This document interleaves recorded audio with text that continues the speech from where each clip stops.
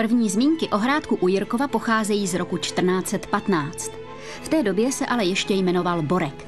Červený hrádek se mu začalo říkat až po husitských Hřežích, když ho řemeslníci při celkové opravě natřeli na červeno. Majitelů se tu vystřídalo nepočítaně. Současná raně barokní podoba je z konce 17. století. Po druhé světové válce připadl zámek státu a až do roku 1992 tu měli útočiště dlouhodobě nemocní pacienti. Dnes patří Červený hrádek městu Jirkov a postupně dostává novou tvář. Elán mu vdechli i současní správci, manželé Jaroslav a Věra Stejní. Oba výtvarníci ho zaplnili svými dřevěnými sochami. Jsem svým způsobem samouk a pak jsem chtěl jít ještě na školu a to bylo takový problematický za komunistů. A tak jsem se snažil a vypracoval jsem se sám a dá se říct, že i přesto se člověk dostal do nějakého relativního úspěchu, že vystavujeme jak tady, tak v zahraničí. A dá se říct, že máme tyhle ty sochy po celém světě, od Japonska, Austrálie, Ameriky. A že to mají i slavní lidi a v tom jsem šťastný, když můžu také řezat. Každou chvíli, kdy neřeže, považuje Jaroslav za ztracenou. S milovaným dřevem se proto každý den mazlí 8 až 10 hodin. Nejradši pracuje s lípou, občas vezme do ruky i jilm.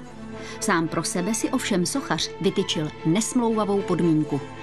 Já nikdy nepokácím strom, že mu nechci nikdy ublížit. Já se vždycky dostanu k tomu dřevu až poté, když někde leží a nebo přátelé mě volají a známí, že někde leží kus lípy, abych si ji vzal, nebo teďka mám tady přítele, který vlastně s tím dřevem dělá a vždycky, když se ocitne lípa, jilm a zajímavý dřeva, takže mě nechává.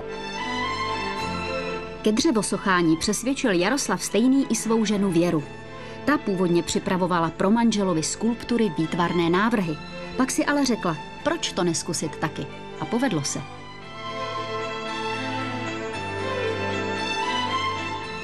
Dnes si tyká i s motorovou pilou. Nejradši si hraje s pohádkovými motivy. Prvním větším dílem byl dráček, který se zrovna klube z vajíčka. Je to socha první velkou, kterou jsem vyřezala a u který jsem teda také začala používat i pilu, elektrickou pilu. No, pro ženu je to docela zajímavá zkušenost, jo, protože jsem z toho měla obavy, takže jsem měla vždycky takový docela zajímavý postoj, když jsem řezala, no a časem jsem se toho bála míň a míň. Pohádkové postavy si postupně oblíbil i Jaroslav. V zámecké galerii se to tak hemží králi, kašpárky, vodníky, ale taky čertovskými rarášky, jak Jaroslav něžně říká vyslancům pekla. Já k tomu mám takový blízký vztah. Amáček, to je vlastně padlý anděl. A jestli se nedostanu nahoru, tak budu mi třeba dole protekci.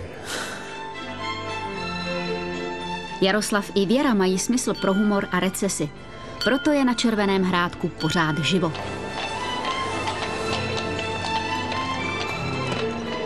My jsme se nachomítli k nočnímu reji tajemných bytostí, který se tu pravidelně opakuje každé léto.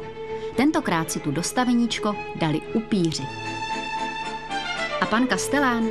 Jak jinak se mohl předvést, než v podobě svého oblíbeného čertovského raráška? A teď je na řadě naše soutěž.